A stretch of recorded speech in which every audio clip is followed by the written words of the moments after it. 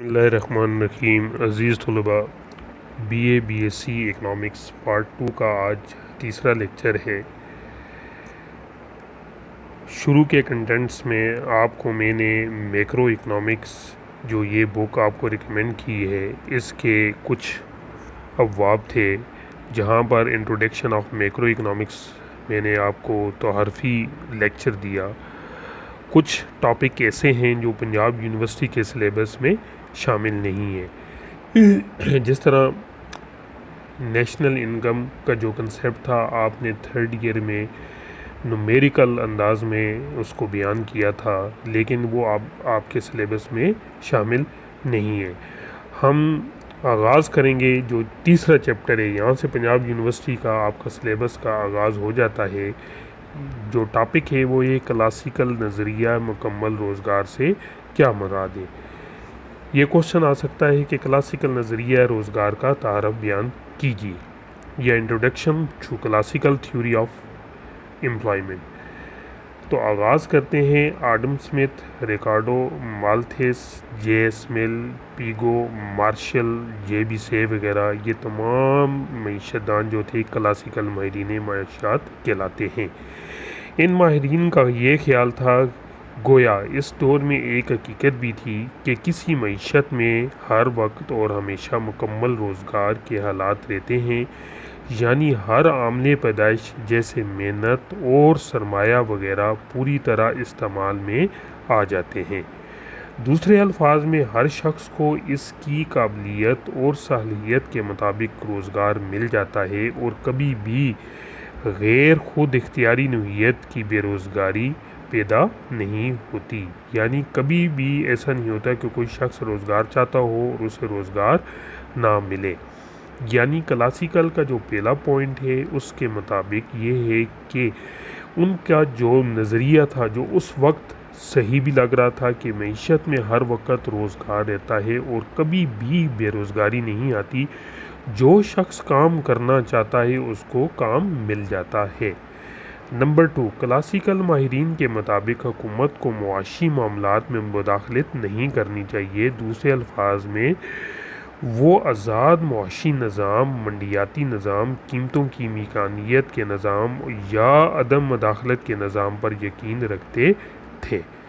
یاد رہے کہ کلاسیکل ماہرین نے اپنا نظریہ مکمل روزگار کبھی بھی واضح صورت میں پیش نہیں کیا، تاہم جدید ماہرین نے بکھرے ہوئے کلاسیکل نظریات کو اکٹھا کر کے ایک ماڈل کی شکل میں پیش کیا ہے۔ کلاسیکل نظریہ مکمل روزگار کی بنیاد درج ذیل دو قوانین یا دو ستون پر رکھی گئی تھی۔ The main pillar of classical economies are called, وہ یہ ہیں: نمبر 1، سے کا قانون منڈیا یا سیز لا آف مارکیٹ۔ نمبر 2، نظریہ مقدار زر یا کوانٹیٹی تھیوری آف منی۔ اب یہاں ہم سے کا قانون منڈیا یا قانون معیشت کے حقیقی شعبہ یا شعبہ پیداوار سے متعلق ہے، جبکہ نظریہ مقدار زر کے دوسرے شعبہ یا منی سیکٹر سے ہے۔ مزید کلاسیکل نظریہ روزگار کی وضاحت کے سلسلے میں محنت کی منڈی، نمبر 2 قرضے کی منڈی، اور اسی طرح کلاسیکل نظریہ روزگار کی بنیاد 4 منڈیاتی نظام پر رکھا گیا ہے، جس میں ہم اشاع کی منڈی، قرضے کی منڈی، محنت کی منڈی اور زر کی منڈی کے بارے میں ڈسکس کریں گے۔ کلاسیکل نظریہ مقدار کے مفروضات سب سے پہلے ہم پیش کرتے ہیں، پھر ان چاروں منڈیوں کو باری باری ہم ان کو ایکسپلین کریں گے۔ اب کوشچن آ جاتا ہے جی کہ آپ کلاسیکل نظریہ روزگار کی تعریف کیجیے، یہ جو میں نے آپ کے سامنے پیش کیا، اور کلاسیکل نظریہ روزگار یا مکمل روزگار کے مفروضات کیا ہیں۔ عزیز طلباء، اس کوشچن کو آپ سمجھنے اور اس کی کوشش کریں سمجھنے کی۔ پہلے ہم نے کلاسیکل نظریہ کے جو ابھی میں نے آپ کے سامنے ڈیفائن کیا، وہ اس کی ہو جائے گی ڈیفینیشن، یعنی کلاسیکل اکانومسٹ کے نام، اور کلاسیکل کے جو دو مین پوائنٹ ہے کہ معیشت میں ہر وقت مکمل روزگار رہتا ہے، کبھی بھی بیش پیداواری نہیں ہوتی، اور نمبر 2 لیزس فیئر اکانومی اس کو کہتے ہیں، یعنی حکومت کو مداخلت نہیں کرنی چاہیے۔ اب اس کوشچن کا جو سیکنڈ پارٹ ہے اس کے بارے میں ہم ڈسکس کرتے ہیں کہ کلاسیکل نظریہ مکمل روزگار کے مفروضات کون کون سے ہیں۔ تو کلاسیکل نظریہ مکمل روزگار کے مفروضات یہ آپ کی بک میں راؤنڈ اباؤٹ 10 پوائنٹ کی شکل میں لکھی ہوئی ہیں. میں ان کو ریپیٹ کر دیتا ہوں. نمبر 1، اشاع اور محنت کی منڈی میں مکمل مقابلہ پایا جاتا ہے. نتیجے کے طور پر اشاع کی منڈی میں فروخت ہونے والی ایک جیسی شے کی قیمت ایک ہی رہتی ہے. نمبر 2، معیشت میں عدم مداخلت کا نظام پایا جاتا ہے، لہذا حکومت کو مداخلت نہیں کرنی چاہیے.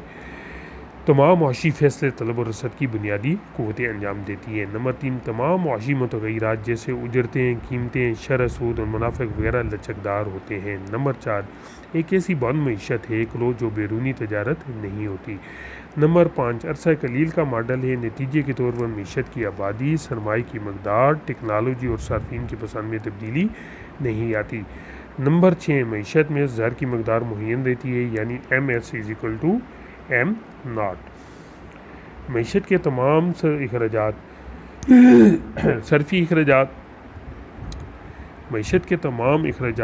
اخراجات اور سرمایہ کاری کے اخراجات کا مجموعہ ہے، جیسے Y=C+I اور Y=C+S. نمبر 8، بچتوں اور سرمایہ کاری کا انحصار شرح سود پر ہوتا ہے، جیسے S=فنکشن آف I، جس کے مطابق شرح سود میں اضافے سے بچتوں میں بھی اضافہ ہوتا ہے، اور I=فنکشن آف I، جس کے مطابق شرح سود میں اضافے سے سرمایہ کاری کم ہوتی ہے اور شرح سود میں کمی سے سرمایہ کاری میں اضافہ ہوتا ہے. چونکہ یہ عرصہ قلیل کا ماڈل ہے، یہاں پیداوار کا انحصار محنت کی اکائیوں پر ہوتا ہے، جیسے Y=فنکشن آف L. محنت کی تمام اکائیاں استعداد کار یکساں ہیں، نیز محنت اور سرمایہ ایک دوسرے کے ساتھ جلد بدل پذیر ہیں. اب یہ اس کے مفروضات ہو جاتے ہیں. اب کوشچن آ جاتا ہے سیز کا قانون منڈیاں یا کلاسیکل معیشت دان کا جو پہلا پلر سے سے کے قانون منڈیوں سے کیا مراد ہے. JB سے کا تعلق ایک فرانسیسی ماہر معاشیات تھا جس کا عرصہ حیات 1767 سے لے کے 1832 ہے. سے آڈم سمتھ کا پیروکار تھا اور اس سمتھ کے نظریات نے خوب پھیلایا. اور سے کی قانون منڈیوں کے الفاظ یہ ہیں. بڑا مشہور قول ہے اس کا کہ کسی شے کی رسد اپنی طلب خود پیدا کرتی ہے، یعنی supply creates its own demand.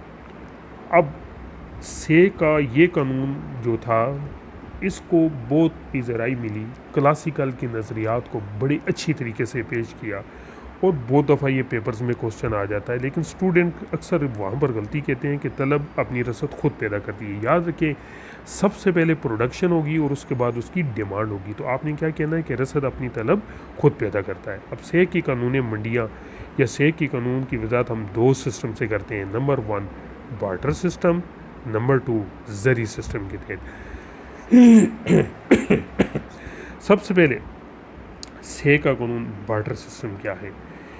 ہم جانتے ہیں کہ بارٹر سسٹم سے مراد ایک ایسا معاشی نظام ہے جس میں اشیاء کا تبادلہ براہ راست اشیاء سے ہوتا ہے اور زر کا کوئی استعمال نہیں ہوتا. سے کے قانون کے مطابق کسی شے کی رسد اپنی طلب خود پیدا کرتی ہے، لہٰذا کسی معیشت میں جو کچھ بھی پیدا کیا جاتا ہے وہ تمام کا تمام فروخت ہو جاتا ہے. اسی طرح کبھی کوئی بھی شے بن بکے یا بن فروخت ہوئی نہیں رہتی، جس کے نتیجے میں معیشت میں نہ تو پیداواری اور پروڈکشن جنم لیتی اور نہ ہی کوئی روزگار وجود میں آتا ہے. دوسرے الفاظ میں ہر پیدا ہونے والی اشیاء کی دوسری شے کے بدلے فروخت کیا جا سکتا ہے. نتیجے کے طور پر کسی فروخت کار کسی شے بن بکے نہیں رہتی جس سے کبھی فروخت کار کا نقصان برداشت نہیں کرنا پڑتا. اور مزید وہ یہ کہتا ہے، مثال کے طور پر اگر ایک شخص منڈی میں کپڑا بنا کر لایا ہے اور دوسرا شخص گندم لے کر آیا ہے اور گندم جو کہ رسد ہے وہ اپنی کے بدلے کپڑا حاصل کرے گا جو کہ اس کی طلب ہے. اسی طرح کپڑا جو کہ اس کی رسد ہے اپنے بدلے گندم حاصل کرے گی جو کہ اس کی طلب ہے. اسی طرح منڈی میں گندم اور کپڑا دونوں فروخت ہو جائیں گے جس سے دونوں فروخت کاروں میں سے کسی کو بھی نقصان نہیں ہوگا. فرض محال اگر کپڑا نہ بکتا تو کپڑے بنانے والے کو نقصان ہوتا ہے، تو آئندہ وہ کپڑا نہیں پیدا کرے گا، جس سے یا تو وہ بے روزگار ہو سکتا ہے یا اس نے اپنے پاس ملازم رکھے ہوئے ہیں، وہ بے روزگاری کا شکار ہو جاتے ہیں۔ لیکن سے کے مطابق ایسی صورتحال کبھی بھی پیدا نہیں ہوتی، بلکہ معیشت میں پیدا ہونے والی ہر شے کا کوئی دوسری شے کے ساتھ تبادلہ ہوتا رہتا ہے۔ وہ کہتا ہے کہ جس شے کی طلب ہے اس کی رسد بھی ہوگی، اور جس کی رسد ہے اس کی طلب بھی ہوگی۔ دیگر الفاظ میں یا مزید اس کو ایکسپلین کرتا ہے، وہ کہتا ہے کہ جس شے کی طلب ہے اس کی رسد بھی ہوگی۔ اس لیے وہ لوگ اشیاء و خدمات کو اس لیے پیدا کرتے ہیں کہ ان کے بدلے دوسری اشیاء حاصل کر سکیں۔ پس سے کے مطابق اگر کسی شے میں ان اشیاء پیدا کی جا رہی ہیں تو ان اشیاء کی بھی طلب پیدا ہو جائے گی۔ دیگر الفاظ میں سے کے قانون کے مطابق مجموعی رسد، مجموعی پیداوار اور مجموعی طلب، مجموعی اخراجات آپس میں برابر رہتے ہیں، لہذا معیشت میں کبھی بھی زائد پیداواری یا رخنہ پیدا نہیں ہوتا ہے، جس سے کوئی بے روزگار پیدا نہیں ہوگی۔ عزیز طلبہ، یہ تو تھا بارٹر سسٹم، یعنی اشیاء کے بدلے میں اشیاء کا لین دین۔ اب حقیقت بھی یہی ہے اس وقت کہ جو شخص جو چیز پیدا کر رہا ہے تو وہ معیشت میں جائزہ لینے کے بعد پیدا کرے گا، اور باقی مثلا گندم جو پیدا کر رہا ہے اپنی ضروریات کی گندم رکھ کر باقی وہ مارکیٹ میں چاول لے لے گا، کپڑے لے لے گا، اسی طرح اس کی جو رسد ہے وہ ضائع کبھی بھی نہیں جائے گی۔ اس لیے وہ اپنے اس قول یعنی سپلائی کریٹس ڈیمانڈ کو واضح کرنے میں کامیاب رہا۔ اب ہم سے کا قانون منڈیاں زر کی شکل میں پیش کرتے ہیں۔ زر یعنی ایک ایسا معاشی نظام جس میں ہم کوئی چیز لینے کے لیے زر کا استعمال کرتے ہیں۔ جس طرح مفروضات میں نے آپ کو بتایا تھا کہ according to the classical point of view M S is equal to M not, یعنی کلاسیکل کے نزدیک زر محض ایک آلہ مبادلہ ہے، یا money is just as a medium of exchange nothing else, یعنی زر سے ہم صرف لین دین کا کام کر سکتے ہیں، اس کے علاوہ اس کا اور کوئی کام نہیں۔ اب سے نے اپنے زری سسٹم کے تحت بھی اپنے اس قانون یعنی رسد اپنی طلب خود پیدا کرتی ہے کو واضح کیا، وہ کچھ اس طرح سے ہے۔ زری سسٹم سے مراد ایک ایسا معاشی سسٹم ہے جس میں اشیاء کی خرید و فروخت زر کی مدد سے ہوتی ہے۔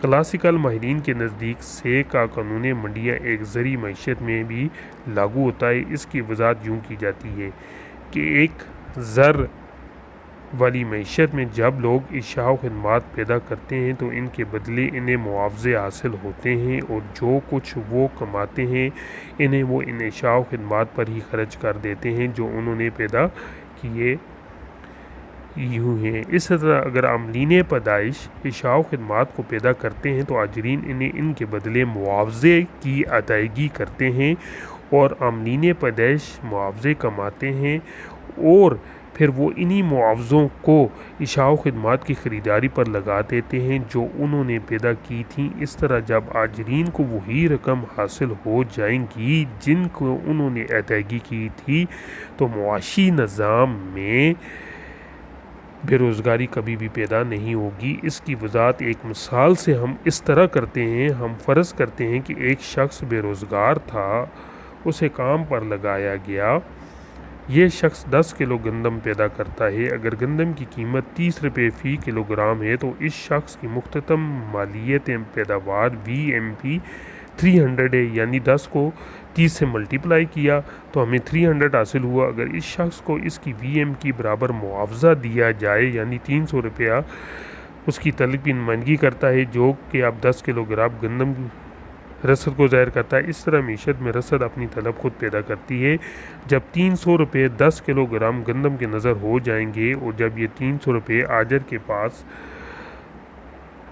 پہنچ جائیں گے یعنی اس کی پیدا کردہ گندم بک جائے گی تو وہ دوبارہ ان مزدوروں کو روزگار فراہم کریں گے۔ اس طرز پر پوری معیشت میں عاملین پیدائش اشیاء و خدمات پیدا کرتے رہیں گے اور آجرین کی ان کے بدلے انہیں معاوضے دیتے ہیں۔ پیداوار میں ہونے والی اشیاء وہ مجموعی رسد کی نمائندگی کرتی ہے جنہیں قومی آمدنی کا نام دیا جاتا ہے، جبکہ آمرین پیدائش کو حاصل ہونے والے معاوضے مجموعی طلب کی نمائندگی کرتے ہیں اور محض مجموعی طلب میں قومی آمدنی کہلاتے ہیں۔ پس سیہ کے قانون کے مطابق قومی آمدنی ایک دائروی بہاؤ کی مانند صارفین سے آجرین اور آجرین سے صارفین کے درمیان حرکت کرتی رہتی ہے۔ نتیجے کے طور پر مجموعی طلب اور مجموعی رسد آپس میں برابر رہتی ہیں اور کسی بھی آجر کو اشیاء بن فروخت ہوئی نہیں رہیں گی، جس کی بنا پر معیشت میں کبھی بھی بے روزگاری پیدا نہیں ہوتی۔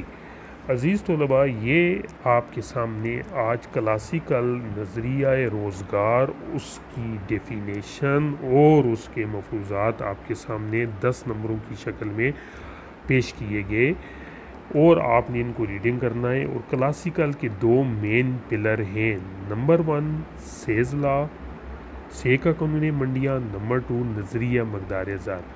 آج ہمارے لیکچر میں سے کا قانون منڈیاں شامل تھا۔ سے کی قانون منڈیاں کے 2 مین پوائنٹ ہیں، ایک ہے سے کا قانون بارٹر سسٹم کے تحت، اور جو دوسرا ہے اس کا جو ہے سے کا قانون بارٹر سسٹم کے تحت اور سے کا قانون زری سسٹم کے تحت۔ عزیز طلباء، میں امید کرتا ہوں کہ آپ نے بکس لے لی ہوں گی اور آہستہ آہستہ یہاں سے ریڈنگ کریں، کیونکہ پنجاب یونیورسٹی کا جو سلیبس ہے یہاں سے میکسیمم سٹارٹ ہو جاتا ہے، اور آپ نے ریڈنگ کر کے یہ یاد رکھنا ہے کہ کلاسیکل نظریات کیا تھے، ان کے مین مفروضات کیا ہیں اور سے کی قانون منڈیاں کیا ہیں۔ تو یہ آج ہمارا تیسرا لیکچر تھا۔ میں امید کرتا ہوں کہ آپ اپنی اسٹڈی کی طرف بھرپور توجہ دیں گے، اور اگر آپ کو کسی قسم کا کوئی مسئلہ درپیش ہو تو میرے اسی ذاتی واٹس ایپ نمبر پر آپ مجھ سے کوشچن کر سکتے ہیں۔ اور اسی طریقے سے اگر آپ نے اپنی اسٹڈی میں انٹرسٹ لیا تو میں امید کرتا ہوں آپ 3rd ایئر کی طرح B S C final year میں بھی اپنے اس پیپر کو بڑے اچھی طریقے سے تیار کر سکیں گے۔ اللہ آپ کا حامی و ناصر ہو۔ اللہ حافظ۔